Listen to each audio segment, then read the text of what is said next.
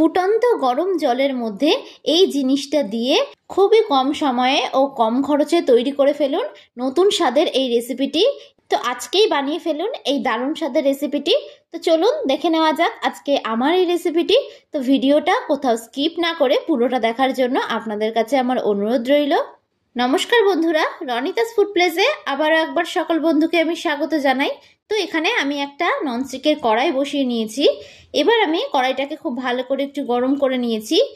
এবার আমি এর মধ্যে দিয়ে দিচ্ছি 1 টেবিল স্পুন অনুযায়ী ঘি। ঘিটাকে কিন্তু খুব ভালো করে একটু গরম করে নেব। তবে আপনারা কিন্তু এখানে ঘিয়ের পরিবর্তে সাদা তেলও ব্যবহার করতে পারেন। এবার আমি এর মধ্যে দিয়ে দিচ্ছি 1.25 কাপ পরিমাণে সুজি।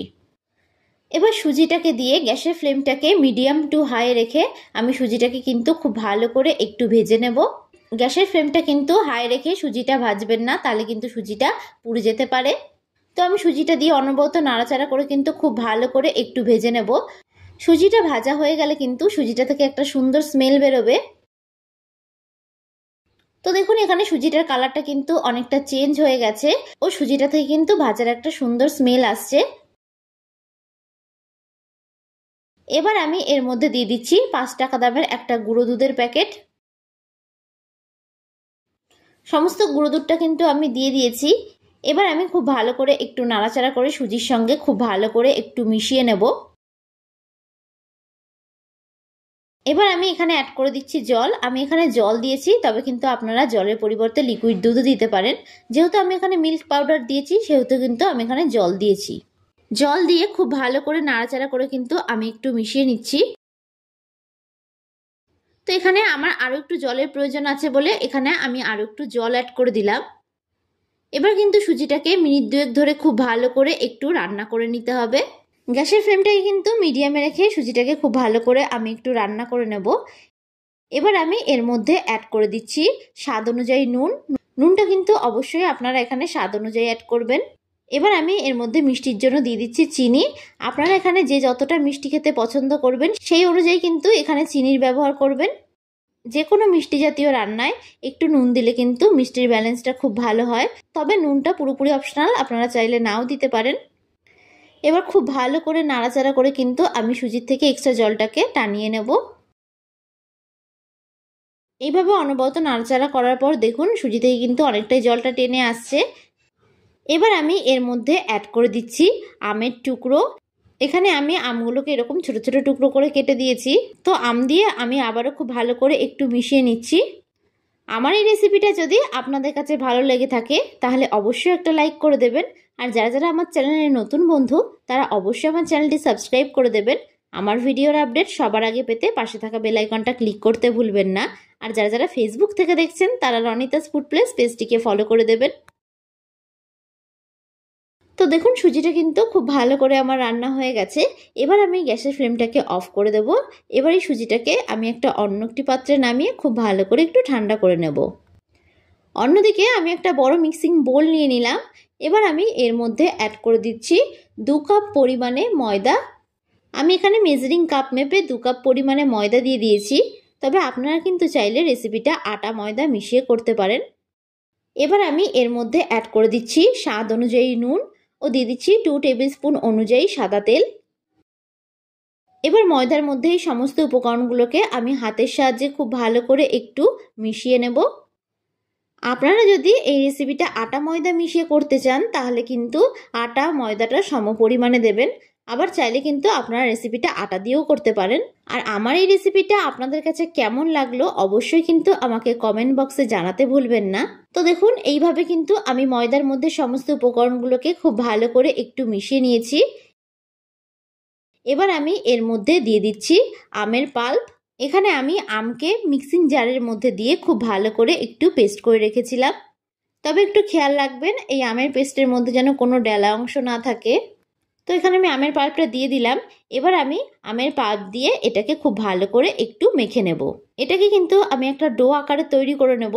এখানে কিন্তু আমি এক্সট্রা করে কোনো জলের ব্যবহার করব না। এই পাল্পটা দিয়ে কিন্তু আমি খুব ভালো করে একটু মেখে নেব। আমি সবসময় ঘরে থাকা উপকরণগুলো দিয়েই রেসিপিগুলো তৈরি করার চেষ্টা করি যাতে আপনাদের রেসিপিগুলো তৈরি করতে কোনো অসুবিধা না হয়। আর আপনারা কীরকম রেসিপি দেখতে চান সেটা আমাকে কমেন্ট বক্সে জানাবেন, তাহলে সেই বুঝে আমার রেসিপিটা তৈরি করতে সুবিধা হবে। তো দেখুন এইভাবে কিন্তু খুব ভালো করে আমি একটু মেখে নিচ্ছি। তো আপনাদের কাছে আমার রিকোয়েস্ট থাকলো, পাকা আম থাকতে থাকতে একবার এই রেসিপিটি বাড়িতে বানিয়ে ফেলুন। দেখবেন একবার বানালে কিন্তু আপনার কাছে বারবার রিকোয়েস্ট আসবে এই রেসিপিটি তৈরি করার জন্য। আপনারা রুটি পরোটার ডো ঠিক যেই রকমভাবে মাখেন ঠিক সেই রকমভাবে কিন্তু একটু মেখে নেবেন। ডোটা কিন্তু খুব বেশি টাইটও হবে না, আবার খুব বেশি নরমও হবে না। তো দেখুন এইভাবে কিন্তু ডোটাকে আমি রেডি করে নিয়েছি। তো দেখুন ডোটা কিন্তু কতটা সফট নরম হয়েছে। এবার আমি এটাকে ঢাকনা চাপা দিয়ে 15 মিনিটের জন্য রেস্টে রেখে দেবো। আপনাদের হাতে সময় না থাকলে আপনারা রেস্টে নাও রাখতে পারেন। 15 মিনিট পর আমি ফিরে আসলাম। তো এই ডোটাকে আমি আরও একটু খুব ভালো করে মেখে নেব। খুব বেশি মাখার কিন্তু এখানে প্রয়োজন নেই। এবার ডোটা থেকে আমি লেচি কেটে নেব। এই ডোটা থেকে কিন্তু আমি ঠিক এই রকম বড় আকারের দুটো লেচি কেটে নিয়েছি। লেচিগুলো কিন্তু ঠিক এরকম বড় করে একটু কেটে নিতে হবে। তো লেচিগুলোকে দু হাতের তালু দিয়ে আমি এরকম গোল করে একটু চ্যাপ্টা করে নিচ্ছি। যেহেতু আমি এখানে 2 কাপ পরিমাণে ময়দা দিয়ে করেছি, সেহেতু এখানে দুটো লেচি আমার হয়েছে। তবে আপনারা কিন্তু চাইলে পরিমাণটা বাড়িয়েও করতে পারেন। এবার অন্যদিকে আমি একটা চপিং বোর্ড নিয়ে নিলাম। এবার আমি একটা লেচি নিয়ে ওপর থেকে খানিকটা ময়দা ছড়িয়ে দেব। এবার ময়দার মধ্যে খুব ভালো করে আমি একটু কোট করে নিচ্ছি। এবার একটা বেলনির সাহায্যে খুব ভালো করে একটু বেলে নেব। আপনারা সাধারণত রুটি লুচি যেই রকমভাবে বেলেন সেই রকমভাবে কিন্তু একটু বেলে নিতে হবে। খুব বেশি মোটা করারও দরকার নেই, আবার খুব বেশি পাতলা করারও কিন্তু দরকার নেই। তো দেখুন এরকমভাবে কিন্তু আমি বেলে নিয়েছি। এবার একটা আমি গ্লাস নিয়ে নিয়েছি। এরকম স্টিলের গ্লাস কিন্তু আমাদের প্রত্যেকের বাড়িতেই থাকে। তো গ্লাসের সাহায্যে আমি এগুলোকে ঠিক এইরকমভাবে চাপ দিয়ে দিয়ে একটু কেটে নেব। এতে করে কিন্তু সবকটা রেসিপি সমান মাপের হবে, আর রেসিপিটা দেখতেও বেশ ভালো লাগবে। তো বাদবাকি অংশটাকে কিন্তু ফেলবো না, বাদবাকি অংশটাকে কিন্তু আমি বেলে নেব।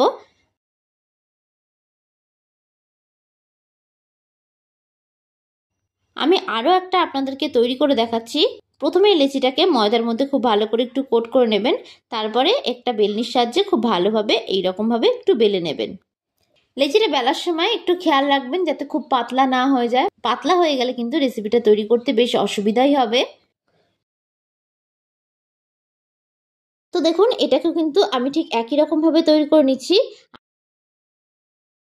এইরকমভাবে কাজটা করে নেবেন, তাহলে কিন্তু কাজটা খুব সহজে হয়ে যাবে আর খুব তাড়াতাড়িও হয়ে যাবে।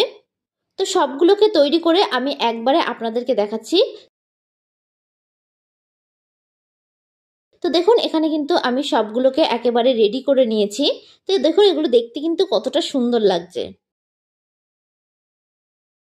এবার ছোট একটা লেচি আমি নিয়ে নিলাম। এবার আমি এর মধ্যে আগে থেকে যে সুজির পুরটা রেডি করে রেখেছিলাম সেটা দিয়ে দেব। দিয়ে মুখটাকে ঠিক এইভাবে ভালো করে বন্ধ করে দেব। এবার খুব ভালো করে একটু গোল করে নেব। তো দেখুন এইভাবে কিন্তু আমি গোল করে নিয়েছি। মুখটা কিন্তু অবশ্যই খুব ভালো করে বন্ধ করে দেবেন, নাহলে কিন্তু পুরটা বাইরে বেরিয়ে আসতে পারে।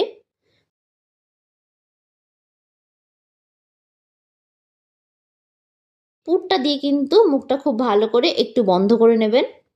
ঠিক এইভাবে কিন্তু একটু বন্ধ করে নেবেন।